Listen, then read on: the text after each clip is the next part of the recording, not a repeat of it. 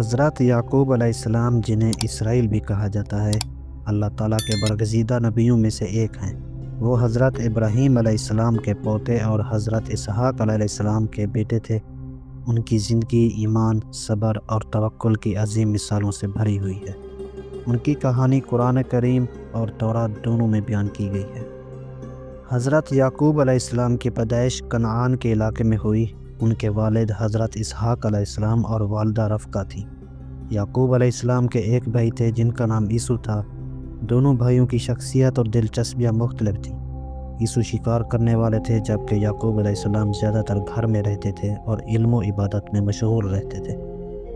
یعقوب علیہ السلام کے 12 بیٹے تھے جو بعد میں بنی اسرائیل کے 12 قبائل کے بانی بنے۔ ان کے بیٹوں میں حضرت یوسف علیہ السلام بھی تھے جو ان کے سب سے پیارے بیٹے تھے۔ حضرت یوسف علیہ السلام نے ایک دن اپنے والد کو بتایا کہ انہوں نے ایک خواب دیکھا ہے جس میں 11 ستارے، سورج اور چاند انہیں سجدہ کر رہے تھے۔ یعقوب علیہ السلام نے اس خواب کی تعبیر یہ دی کہ اللہ تعالیٰ یوسف کو بہت بڑا مقام عطا فرمائے گا اور ان کے بھائیوں اور والدین ان کے سامنے جھکیں گے۔ یہ خواب سن کر یوسف کے بھائیوں میں حسد اور نفرت پیدا ہو گئی، کیونکہ وہ نہیں چاہتے تھے کہ یوسف ان پر فوقیت حاصل کریں۔ یوسف علیہ السلام کے بھائیوں نے ان کے خلاف ایک سازش رچی۔ انہوں نے فیصلہ کیا کہ وہ یوسف کو ایک کنویں میں پھینک دیں گے تاکہ وہ ہمیشہ کے لیے غائب ہو جائیں۔ ایک دن جب یعقوب علیہ السلام نے یوسف کو ان کے بھائیوں کے ساتھ جانور چرانے کے لیے بھیجا تو انہوں نے موقع غنیمت جانا اور یوسف کو کنویں میں پھینک دیا۔ اس کے بعد انہوں نے یوسف کا کرتا بکری کے خون میں بھگو کر اپنے والد کے پاس لے گئے اور کہا کہ ایک درندے نے یوسف کو کھا لیا ہے۔ یعقوب علیہ السلام کو یہ بات سن کر بہت دکھ ہوا اور وہ غم میں ڈوب گئے۔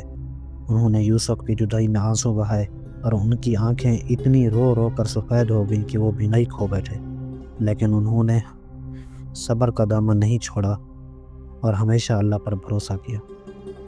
کنویں میں پھینکے جانے کے بعد یوسف علیہ السلام کو ایک قافلے نے نکالا اور مصر میں غلام کے طور پر فروخت کر دیا۔ مصر میں یوسف علیہ السلام کو ایک امیر آدمی عزیز مصر نے خرید لیا۔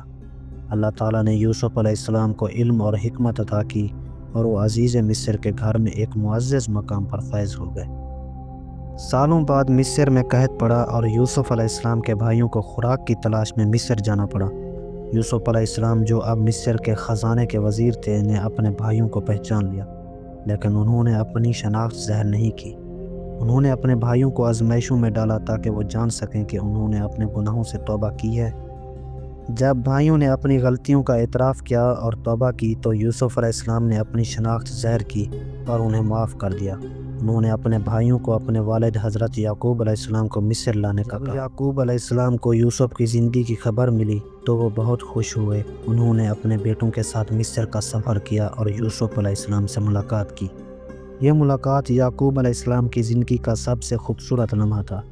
یوسف علیہ السلام نے اپنے والد کو اپنے سامنے جھکایا اور یعقوب علیہ السلام نے اپنے بیٹے کو گلے لگا کر اس کی آنکھوں کی بینائی واپس پا لی۔ حضرت یعقوب علیہ السلام نے اپنی زندگی کے آخری سال مصر میں گزارے۔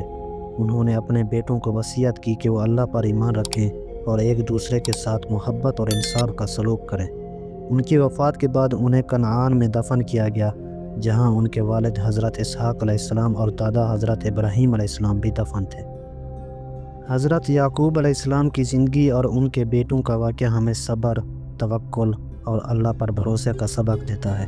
انہوں نے اپنی زندگی میں بے شمار آزمائشوں کا سامنا کیا، لیکن انہوں نے کبھی اللہ کی رضا سے منہ نہیں موڑا۔ یہ کہانی ہمیں یہ بھی سکھاتی ہے کہ اللہ تعالیٰ ہر مشکل کے بعد آسانی پیدا کرتا ہے، اور جو لوگ صبر اور توکل کے ساتھ اللہ پر بھروسہ رکھتے ہیں وہ آخرکار کامیاب ہوتے ہیں۔ اگر آپ کو یہ ویڈیو پسند آئی ہو تو اسے لائک کریں، اپنے دوستوں کے ساتھ شیئر کریں اور نیچے کمنٹس میں اپنی رائے دیں۔